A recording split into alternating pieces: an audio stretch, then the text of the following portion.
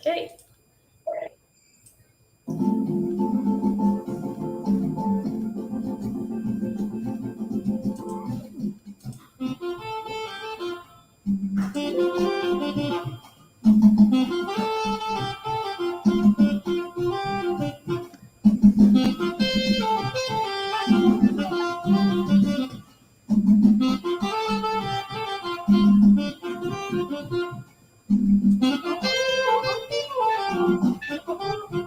Thank you. I see somebody has joined us already.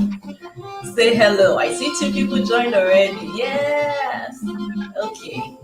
Welcome. Say hello so that my guest and I can know who is here.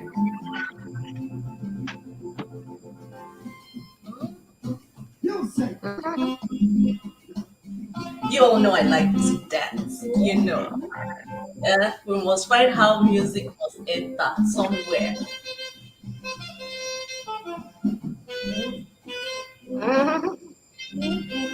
Oh, that's what it is. Oh, we have comments here. Hello. Oh, you didn't give hello. Hello.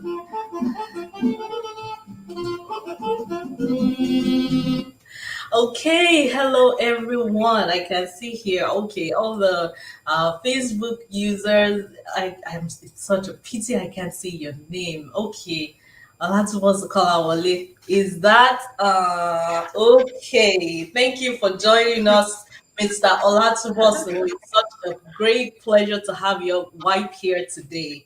We are so honored. So thank you for joining us. Okay, hello. I love your hair. Is it mine or my guest?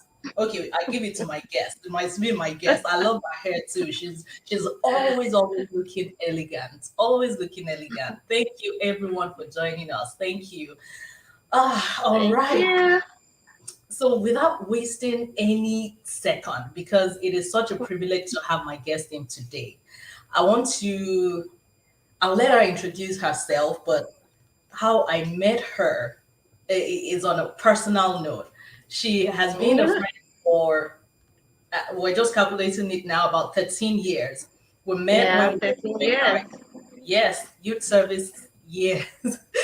That was when we met. We met through a mutual friend who is a great, wonderful person. She's one of the admins of this member. She's known as T Mode, but we know her as Tayo. And I've known Tayo Yeah. for donkey years. So we met through a wonderful mutual friend, and she has also been a great person since I met her. And talking about children's mental health, and knowing that she owns a school, um, I just thought she will be a right person to bring on board to answer some questions and to let us discuss how school setting or how what are teachers doing and the impact of school on children's mental health.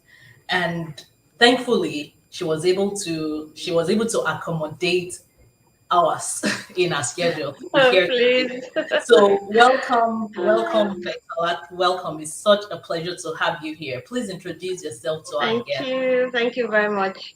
My name is Fehintola Olatunbosun. Like you said, we've been friends for a while now. I run a school in Akwa Ibom State, and I've been working with children for a number of years now. I'm married to Dr. Kalawale Olatunbosun. Accidentally, he's on this live show. So I'm excited to be here really and to share my experience so far with working with children. Okay. Thank you for having me. So you're most welcome. You're most welcome. So now, as an educator, putting you, we'll just say it as an educator and me being on the clinical side here, I want to know what does children's mental health mean to you? Okay, without trying to make it complex, for me, children's mental health is basically just their well-being, their emotions, behavior, character, attitude, everything that involves growing up, for them reaching developmental and emotional milestones. Everything that concerns children and their growth has to do with their mental health. Good. I'm glad So you just I don't know, can I go on?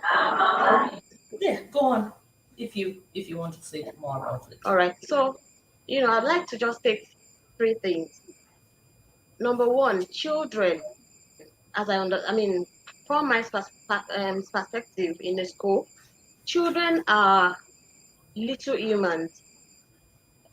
They have their feelings, they have the desires, will, they have what they like, because people naturally, take things over children's head. They don't consider them as humans who make decisions on their own. So for me, I think knowing that children are to be treated almost like an adult.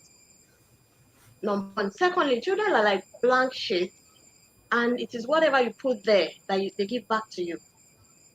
Teaching about values, morals, things like that. You need to take time to put it in there. They don't just wake up someday and they know what they're expected to do. So when you have that mindset, you put conscious effort into trying to guide them to do the right thing. And lastly, children don't just change. They don't just have character change. You've had to work with a number of children for a year, for a few years.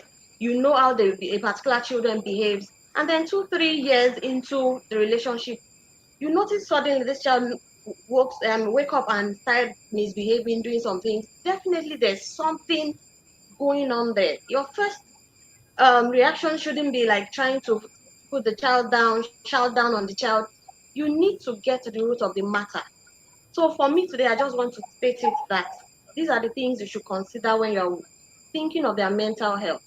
They have their intentions, they have things they love doing, and you should always give that to them. And also, you should put conscious effort into guiding them so that they can give you back what you want them to be. You're right. You're right. And something it's like something is echoing. I'm not sure if it's on my end or your end. Oh, it's not clear. No, no, I can just hear myself back. But anyway, so all right. So you made excellent points. In fact, you went deeper than what I was expecting, and you gave us some nuggets already. This is a tip of the iceberg for today. Um, yeah. So saying it simply to mental health of the children, like you said, they are mini human beings. They are human beings as well, just in the small size. So that means children have feelings. So that means children also have their own thoughts. And it also means that they behave in certain ways, either based on their thoughts, on feelings, or some other things going on, in their body. For some children might have just neurodevelopmental disorders and they're not able to catch up or process some things. But these three things that we talk about for adults, feelings, behaviors, and thoughts, the same thing happens for children. And the two places they are most of the time are at home, are in school. So Yeah. with all that you've said, now can you tell me, being someone running a school, how do you cater to the psychological needs of children in a school environment? Okay. A school environment, first of all, should be a solace to children. Should be a place they look forward to coming. That being established, our teachers are trained daily to ensure we maintain a serene environment, a warm environment for children.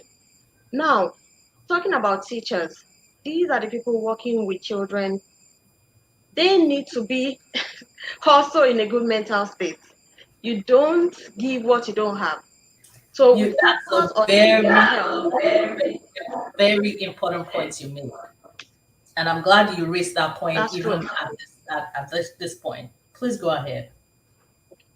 Okay, so first of all, we try, to train the teachers to know what to do, to be okay. And of course, we counsel from time to time. We try to make the school environment very conducive also for teachers. We want them to look forward to coming to work and also to working with children. Now, working with children, the first and important thing I tell anybody is you need to have a big heart. You need to love them genuinely. Do you know how difficult it is to even love somebody else's child? You know, how much more, I mean, your own child, sometimes they do some things, you're upset, you want to smack them, and now another child is coming and behaving.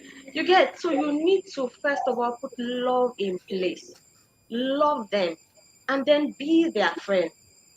A child will always warm up to you and open up to you if that child feels safe and thinks, oh, this teacher is my friend.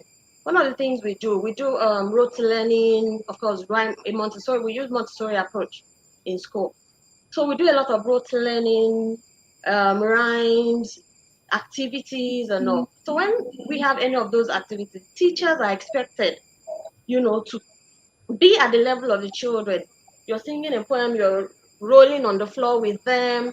That way they see you as a friend. They want to come to school. They look forward to seeing you as their teacher. Oh, I want to see my teacher today because you are open to them. Then also conversation. Do you know we take children for granted a lot? I don't know why.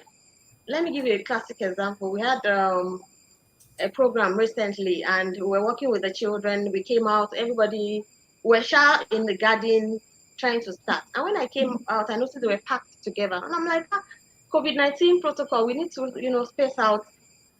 And the moment I said that, children teachers started moving the children like that. I said, no way, you don't treat people like this. First of all, what you do is you address them. Hello, beautiful children. You know what we're going to do now? We're going to spread out. So over time, we should learn that we should always talk. The conversation is very important. If you want to punish a child also or correct a child, of course, we correct children from time to time when they behave badly. But we tell you why you are being punished or corrected for something. So conversation is key when it comes to psychology. Sometimes when you talk to a child, you are trying to scold a child. The moment you sit that child down and you told him, oh, remember what you did the other time, and I warned you that you should not do this again. And this, because you're doing this again, I'm going to correct you right now. Sometimes some of them don't cry because they know, and you hear, I did something very bad. My child comes out to school, something, I did something very bad today, and my teacher, told me to go to the naughty corner. So conversation is key when you're working with children. Key. Also, building confidence in them.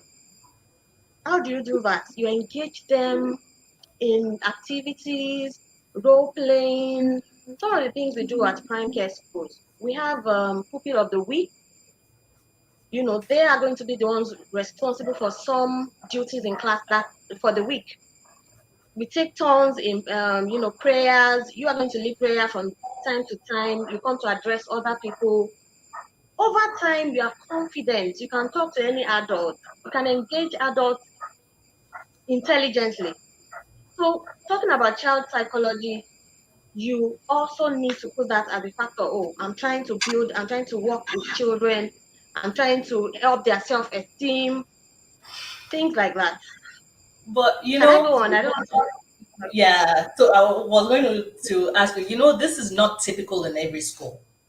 So let's broaden the scope a little bit to what is happening. You and I, we both, grew up in the same kind of, we didn't go to Montessori schools, to. Mm-hmm. but we were trained in that same environment. Thankfully, maybe things are getting better, but no, it's not even every child, or it's not all parents that can afford to put their children in a place where we have all this kind of things. But from the broader scope, how do you think that teachers, because, and that's why I said I'm glad you raised that point. And Dr. Kola Ole here also added that you cannot take care of children without taking care of those that take care of the children, the teachers. Very All right. salient.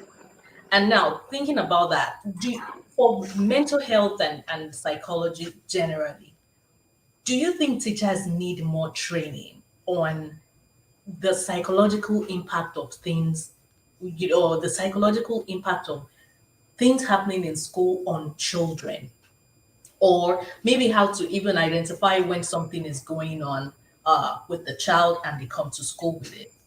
Should they be trained? I yes, I think teachers should be constantly trained. Like how our school now, we do trainings every Friday. Children, teachers need to understand children. You cannot, okay, let me give you an example. There's a child in your class who probably is not doing well enough, and you cannot be in the classroom and you're talking down on the child. Some teachers try to do that, and over time, because of the trainings and all, Jasmine is very good. This is, but Roland still struggles with. Roland is seated there. How do you think this child is going to process this information? So we try not to talk down on them. We try not to talk about them in their presence, especially if it comes to matters. One classic example also is there's this pressure that comes from parents from time to time. Oh, how come my child is this? How come my child is not writing yet? Pressure left, right, and teachers are trained to let a parent know, oh, children have different developmental milestones. Some of them will never do some things until they get to a certain age. 2-year-old, 3-year-old. For me, 3-year-old, that's when their fine and gross motor skills is developing. And over time, this child can start, spooning, activities like that, writing. But you go to school, a child is 2 years old, and you are putting pressure. How come my child has been in school for 6 months? This child cannot write number one.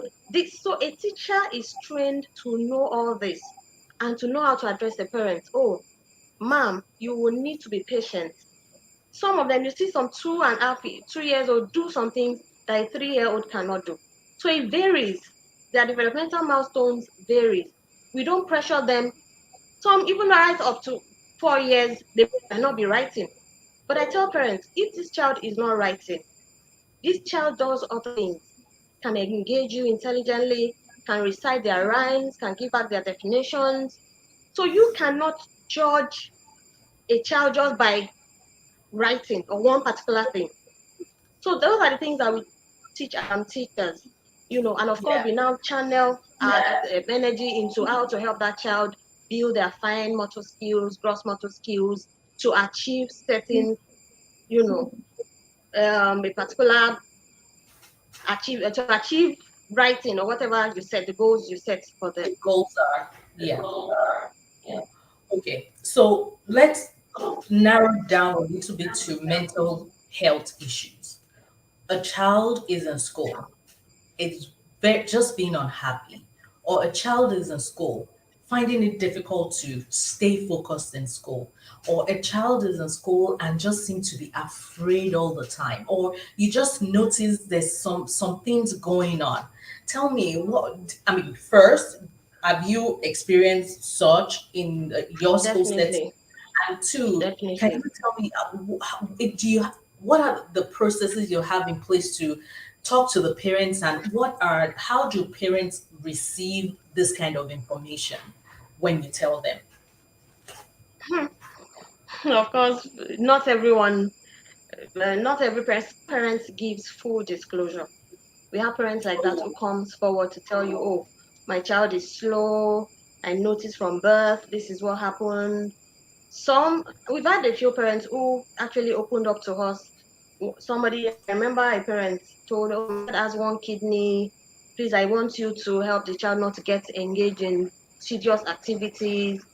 Another one, sometimes back, mentioned how they discovered the child is obsessed. The child is very active and wants to, like, play ball, do this, but we try because we are informed. So I sometimes tell parents, you need to give full disclosure so that we can work together. And I'm still coming to that. You need to collaborate with the school. We are both in it together. So there are cases like that where we realize a child is struggling with one thing or the other. First of all, we try to approach the parents. We try to make them understand you cannot pressure this child. I said something on my post. Your child's mental health is far more important than any grade any unhealthy competition because your other friends' children are doing this, doing that. How come? Just settle it in your mind. My child will do whatever he's supposed to do at their his pace. So we try to tackle it from talk to parents one on one. These are the things. Okay, for a child who is struggling with one thing or the other, there was time we had somebody with a level of autism. We try to find out the other things that interest this child. When it comes to music, dancing, doing a drama, she wants to always come forward. Of course, academically, she's struggling. So what we do, we make sure we engage her more in things that this child likes. A child that does not have flair for something, if it is math, whatever, what is the interest of this other child? You play to their strength, you get. So we've had instances like that where issues like that will come up, but we try. And of course, we do not, for the child involved too, you don't make it obvious that, oh, you're not doing well. We do individualized teaching. If you are in a class of maybe 4-year-olds, you are supposed to be doing a certain number, numeracy, whatever you're supposed to, and you're not meeting up to, we are going to step down a bit for you particularly. So what you do in class will be slightly different from what others. We are giving homework, giving, if other people are writing 300 to 400, for example, numbers now, we are going to step it down to your level. Oh, you can only do 1 to 50. And then we try to add effort. We try to work with parents. We tell them what to get and put up in the house and So things like that. So it happens. do you? But you don't have instances of maybe a child being suddenly withdrawing and not playing with other children like he or she used to play, I have a or long list you of that. notice the grades just start going down. This has been a good student, but now the grades are falling. When things like that Yeah, happen, what do you do? Or other than reporting, do parents usually take anything like that serious? Well, do they take it some seriously or not? some parents do, while other parents are going to be like, what are you doing to my child in school? How come this child is doing this? Blah blah blah. So it can go both ways. But we've had many situations like that. Let me start with my son. I remember when he was 6 year old, he's always bubbly in class, very active, very outspoken. And over time, within that period of time, he was so withdrawn. He snaps at his, classmates in class. And the teacher was so concerned. What is going on? Something is wrong. Of course, when you see a child behave that way, your first instinct might be, what's that? Don't you know it is wrong? Blah, blah, blah. You want to but I called him, I sat him down, I spoke to him, and I'm like, what is the problem? And he just, started crying. I'm like, I don't know. And he said, I don't know if daddy will ever is coming back because around that time the dad was transferred out of town. You know, I'm talking about a 5 going to 6 year old. And he just was, started crying. I'm like, is daddy coming back? I don't know if he will ever come back to us. And all. And I had to talk to him and encourage him. I'm here with you. The dad calls every time. So things like that can affect a child in school. I mentioned in the beginning of this show, I said that any change you notice in your child that has not been there before, there's a stressor, there's something causing it. Another instance, a child who is always so withdrawn, so sad, when everybody's playing and running around, she's just there. And we try to bring her out of her shell. We try to play with, engage her more, do things, do this, do that. And she's just not opening up. And over time, we now had to try to dig in. How does this child, of course, we invite the parents. And thankfully, the mother was very, open to us. Coming. Oh, that she has noticed it too. This is what. To cut the long story short, we realized that someone was actually touching that child at home, sexual abuse. And she had to open up, oh, our house help, This is what she does. She tries to do this and she threatens me that I cannot tell my mommy. This. So there will always be issues like that. Lastly, let me give one more example. There's another one like that who became very aggressive all of a sudden, fighting in class, doing this again. So it is very important to always look at what, I mean, try to find out what is actually causing it, as to, oh, what, how the child is behaving. That child is not the problem, really. Something is causing it. And when at the end of the day, the parents were having issues at home, fighting every day. So it's affecting the child mentally. So definitely that child comes back to school, not looking forward to work, bored, I mean, or upset and angry for nothing. So it's really a big deal. I mean, you made very important points. And yes, so I think this is a good time for me to just highlight some things on the mental health perspective. So the behavior, like I always said, behavior, even for us as adults, sometimes you will notice you're just not, you're just like, oh, I'm just not in the mood today. Well, you're just not in the mood today. If you really think about it, there probably something happened. Maybe you heard the news. Maybe you read something when you woke up. When you woke up, you took your phone. You read a news that really that you didn't like, or maybe someone spoke to you some in a way that you're not happy. But there's always a trigger or a stressor somewhere. The same for children. And Okay. now, children do have mental disorders. A child can be depressed. A child can have anxiety. A child can have attention and hyperactivity disorder. A child can have Mm-hmm. traits of conduct disorder. We typically don't like diagnosing any child, anybody with bipolar disorder until like 18 years old because they're still personality is still Okay. forming, different things are still going on. So that is usually late. But anxiety, depression, attention deficit, conduct disorder, even some other ones that I just don't want to mention because people will have questions that I cannot answer. And I just don't want to throw them out there so that people don't, I don't want to give information that people will just go with without really understanding it.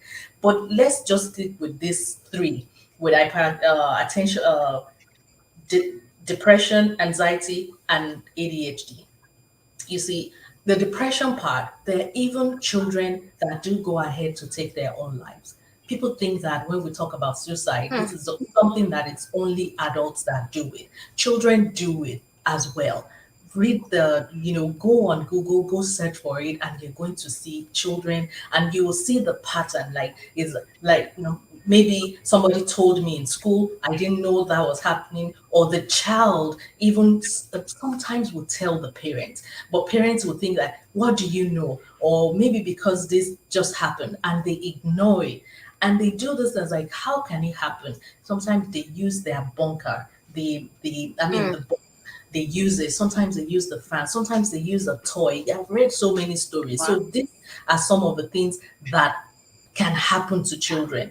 A lot of times, that with anxiety, some of them can have nightmares. Some of them will be bedwetting beyond the time they're supposed to bedwet. Some of them can start regressing because something is Hmm. going on. All those things should not be ignored.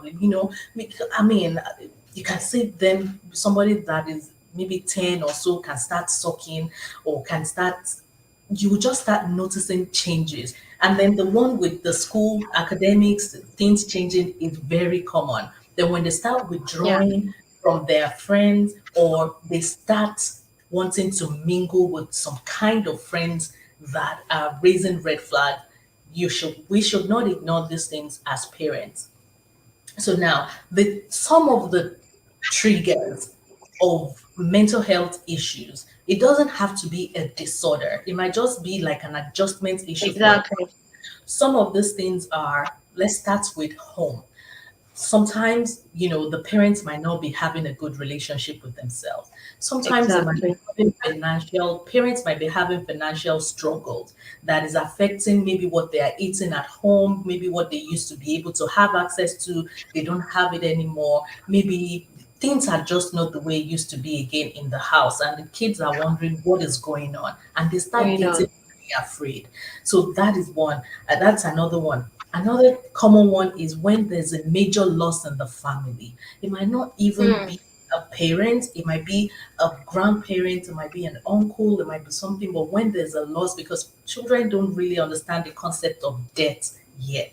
So it is one of those things that can really be troubling for children. But hey, when we're talking about it, like you said, how many times do they say, "Oh, uncle, this happened to this uncle. Let's see what are the things we're going to plan." We just inform them. They just see that we're planning stuff. They see that we're buying clothes, and the day has come. Everybody's going. We go. We come back. Nobody is taking time to explain what is going on to them. So that's mm-hmm. another trigger or stressor that can affect a child's mental health. Now, with the parents, another big major one for a lot of children is when the parents have to separate. Even something as small as a parent traveling for a long time, like in the case you shared with us, your own example, it is destabilizing for children, particularly when they're not told, when they're not explained to, this is what Mm-hmm. is happening, I'll be Mm-hmm. doing this and be coming back. Oh, why? But why do you have to go? Because recently the same thing happened, and they're like every time, like, when is it coming back? When is it coming back? So I made it a point that thankfully, we can do video calls now and stuff, but for some children, they don't Exactly. have that. So separation of parents or divorce, when they have to divorce, when the two parents have to actually leave, most times children think that it is their fault. They think that it is their fault. They think that things were probably going well before they came into the picture, and now something is happening to dad and mom. They're not together again. They don't like it. And beyond that, sometimes the children are forced to be in the custody of a parent that they are not fond of, or when they're in the custody of the parent they are fond of, they even miss the other parent, and they don't like it. I recently had a client. She goes to one parent every weekend. She will go to this parent this Mm, weekend. She will be with the other parent the next weekend. She doesn't like. She was telling me, "Well, I prefer it when I'm at my dad's place than my mom's place." But why? Well, because my mom's place, I don't really have my space. If I should go out before I come back, my step sister or something goes into my room and stuff like that. So this kind of things affect children. Another one is relocation. When kids relocate and they have to change mm. environments, they have to change Leave where their friends. they have to change school, they have to just meet, they have to now get used to a different way of doing things. It's not always easy for children. And other ones that are beyond their control, like, when something tragic happens, like robbery or an accident on the way. I remember even Post our traumatic. T mode. Tayo will tell you she's still finding it difficult to sleep well all night. She says it because there was a time they had there was a Mm-hmm. wiring issue or something, and she was woken up. So every night, she feels that she's it's almost like at that time that it happened, she wakes up and it keeps affecting her sleep. So yes, sleep is another thing that parents should watch out for. Sleep pattern is one thing that parents need to uh, be paying attention to Yes. when it's less or when it's too much than what it used to be. So when things that are beyond our control like that happens, tragic events, accident, robbery, something, an assault, even something as simple as someone embarrassing someone's parent at a child's parents in their presence. Like I remember a child that tells me she can remember how our aunts treated their mom when they were homeless and had to live with them. She could remember everything, and she feels really bad. She doesn't like the auntie, and it's part of the things that affect her till No today. effect. Yes. So children who live in war zone, children who are homeless, children who grew up in places other than with their parents for any reasons. I'm highlighting all those things so that we know that there's so many things that can happen to children, and even if they're masking it at home, they might not be able, because that's the environment, they really can't change it. They're a child there, and if they don't have parents watching out or paying attention, or parents that are even present, it can be an issue. Hmm. But in school, there are manifestations that teachers will see, and things that, those that are working with them in school can notice and they will see. And that's, Yes. why we have that. We're thankful. I'm thankful that I have someone like you, running a school, and I'm hoping that you will be able to, I mean, at least you're setting the space, and I'm sure other school owners or proprietresses or proprietors are Mhm. doing. I hope they are putting more effort into this as well. But um, if you have a message for parents today, what would it be? It will be that your children will become what you are. So be what you want them to be, rather than they do what you do, rather than what you say. Okay, that's a powerful one. So you're telling me now that all the bad side of me, my children. Yes, you can be shouting and doing all that. Of course, they are watching. Okay, I need to change. Okay, I'm listening. Go So ahead. that's That basically it. okay. Then, beneath every behavior, like I stressed earlier, there's always a feeling, and beneath each feeling, there's a need. When we meet that need, rather than focusing on the behavior, we need to begin to deal with the cause, not the symptoms. Anything you see your child do and change, whatever it is, try to focus on what is causing it. Why is this child doing this? Definitely there's something. By the time you dig deeper, you realize it's not the child's fault. Something is going on. So we should just Okay. give more attention to Okay, our I have children. something to say on parents' behalf now. So you can't tell me now that schools too can they're not responsible for some things. Now, example, bullying. A lot of bullying, let me not say a lot, bullying goes on in school. I know that I mean, here, there's this little guy that started this body bench thing. I don't know if you know about body bench. A body bench is a bench that they have in a school. They just painted it's there. If you don't have a friend, or you don't have anybody to talk to, or you just don't have any people are not playing with you or something, you go sit on a body bench. And if anybody sees you on that body bench, someone will come and sit with you to say, hey, I'm here. So because they know that they know that if you're sitting on that chair, it means you don't have a friend. As a body bench, I'm even telling my son that he should make it a project and do it in his school. The body bench is one good idea. So bullying, let's talk about bullying, like children that are being rude to other kids, like to do things like this. How do you handle such? And you have two children here involved, the person bullying and the one that is being bullied. So how do you deal with both, typically with parents and even with these children? I'd like to say, when it comes to that matter, of course, school is very responsible, ensuring that they are well behaved. But I want to say that it's a 50-50 thing. There should always be a collaboration. We try to, try to correct children, notice they have that tendency of bullying another child.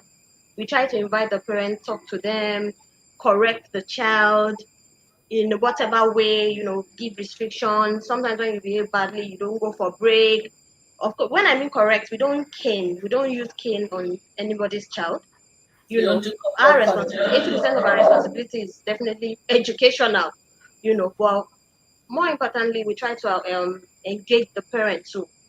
You have noticed that this child does this in the house. probably maybe beat other siblings, do that child is not just going to suddenly change. If we make our own effort, which we do, we also need a corresponding action from home as well. So there are children like that who we've noticed may have that tendency of bullying.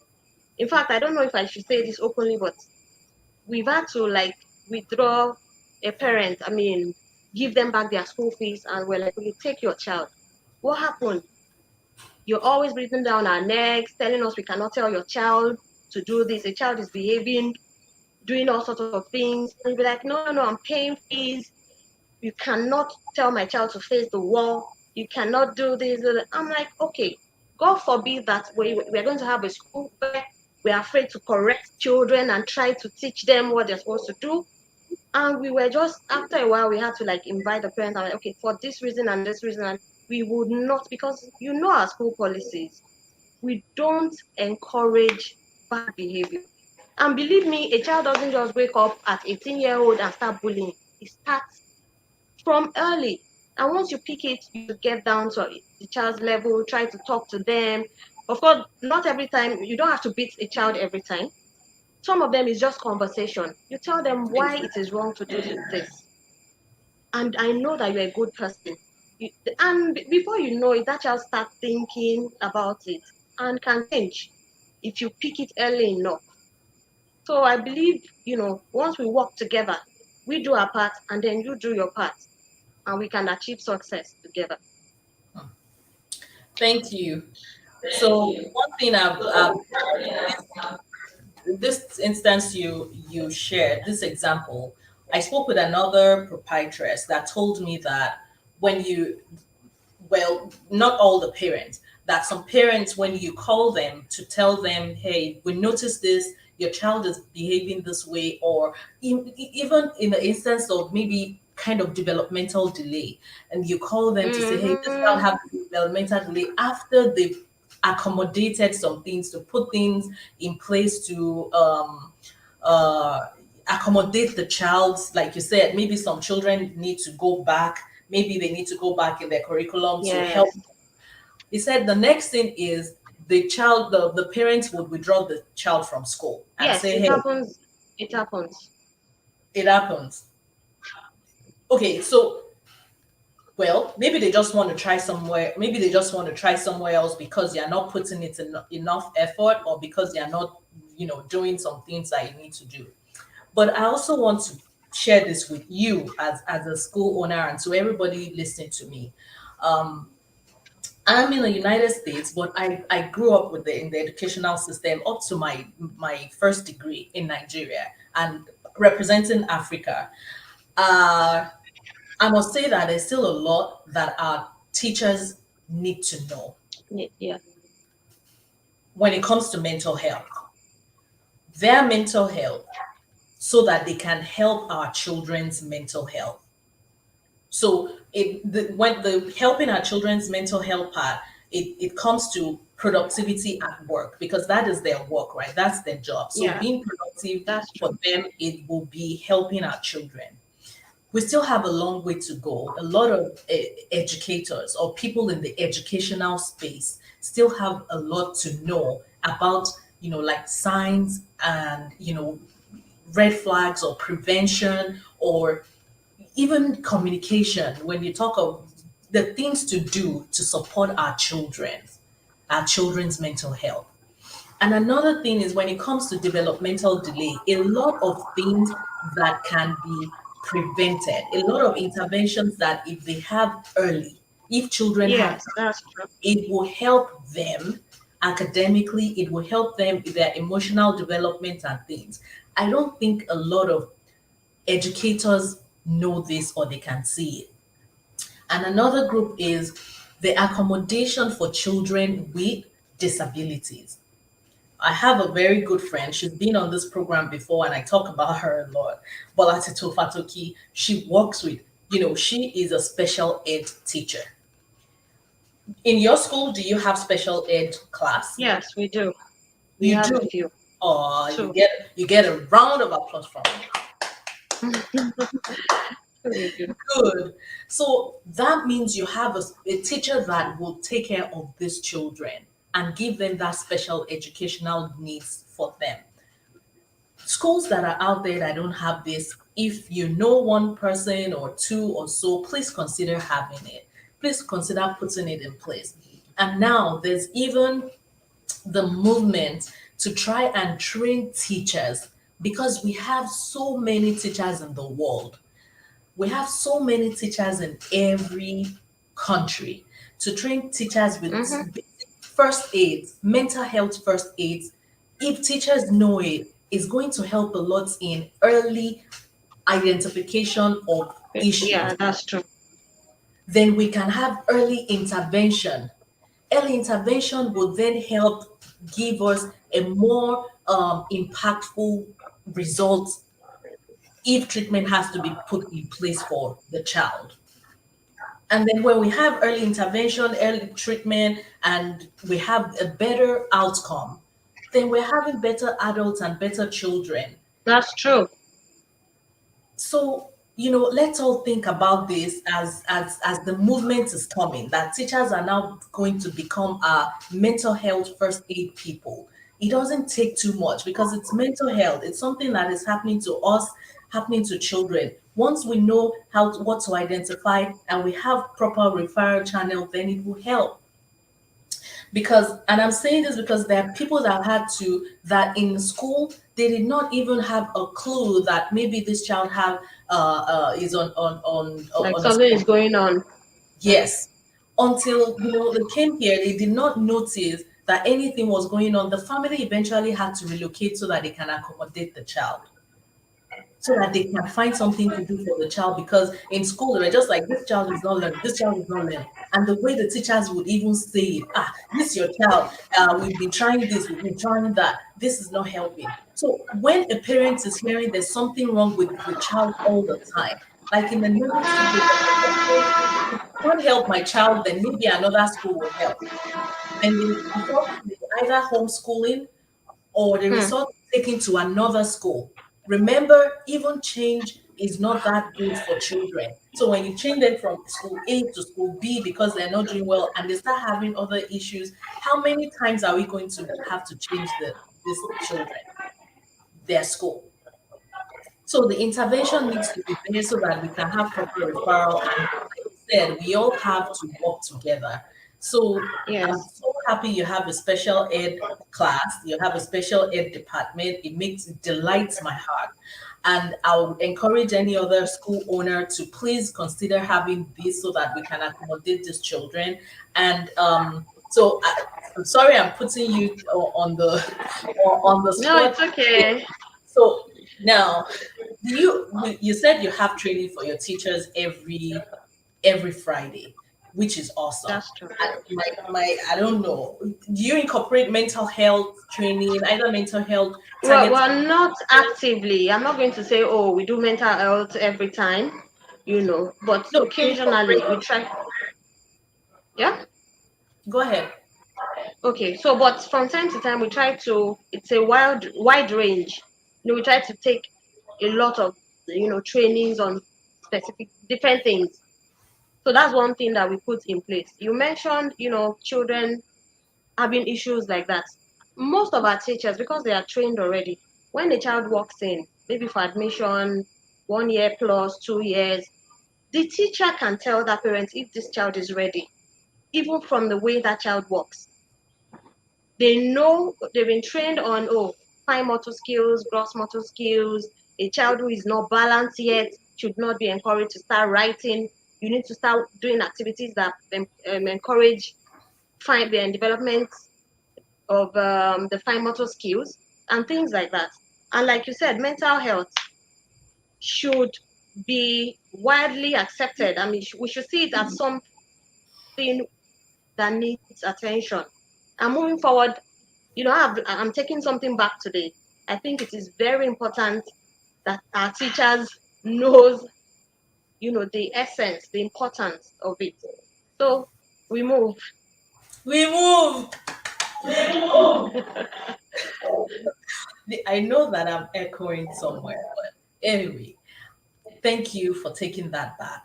To everyone who is listening, to everyone who is watched, and everybody that, if you know someone that needs to listen to this conversation, please share it with them.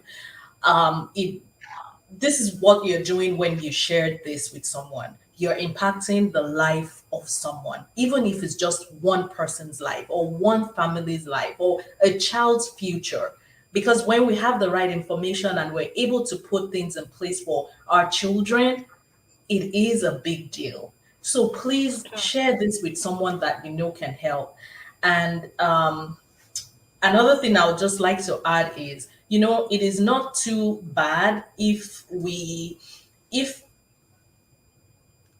schools actually start putting programs that would invite teachers. You know how they have the end of the year party thing for Mm-hmm. kids to come and celebrate?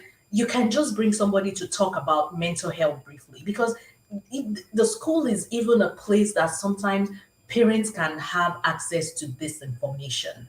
You don't That's never true. know what parents are going through a lot as well. So the economic situation is there. So many things going on that parents have to do, that the only breathing space they even have is when the kids are in school. So having to know about mental health, some parents might even need to go have themselves checked out. Mm-hmm. And the school, their children's school, might be the place for them, that might be that place where they would hear it. Just like True. church might be the place where some people would listen to mental health. So school, even your child's school, might be a place where you'll hear it. It was at my child's school that I first saw the reality of children trafficking. Wow.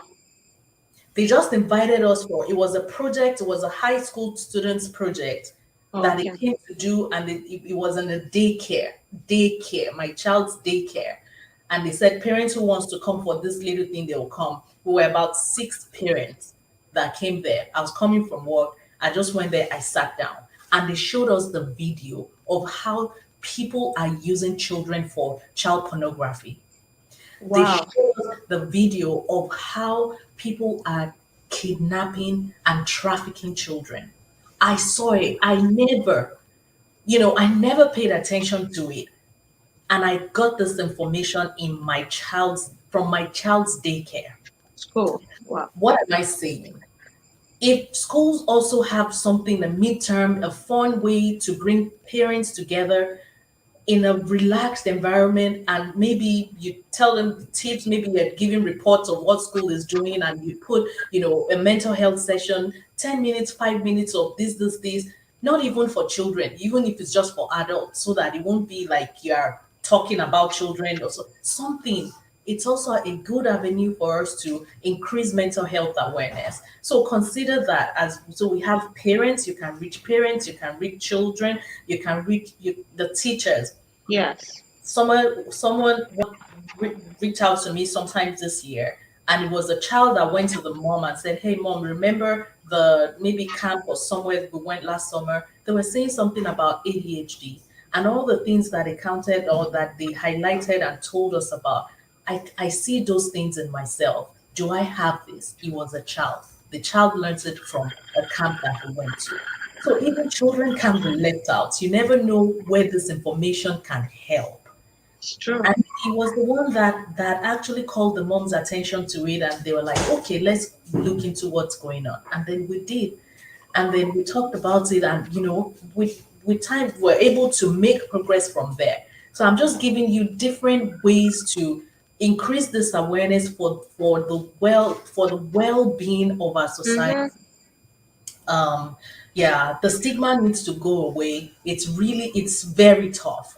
I've been at this thing for, stigma is a very tough thing to fight, but I think we're gradually making progress. But if the progress is just going to be one life, one family Mm-hmm.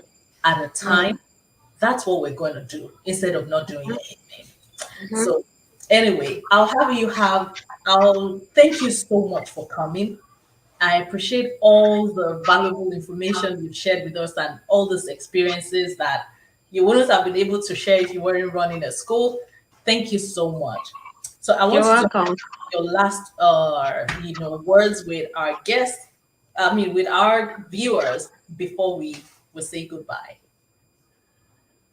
I believe we've, said a lot of things. We've heard so many things, and definitely you're taking things back from this show. I am taking a lot back as well. So, nothing much. Just please be mindful of I said your children are little humans. Praise and play to their strength and ability. Thank you so much for having me on the show. I'm grateful. I like that. Praise and play to their abilities, right? Yeah. Thank you. All right, to all our viewers, thank you so much. We really appreciate you for joining us. We hope you've been able to learn one or two things. Okay, if it's just one thing, I'm so excited. So if it's two, I'm over the moon. So all right, I like to end with this. My mental health matters. What about yours? I'll see you next week.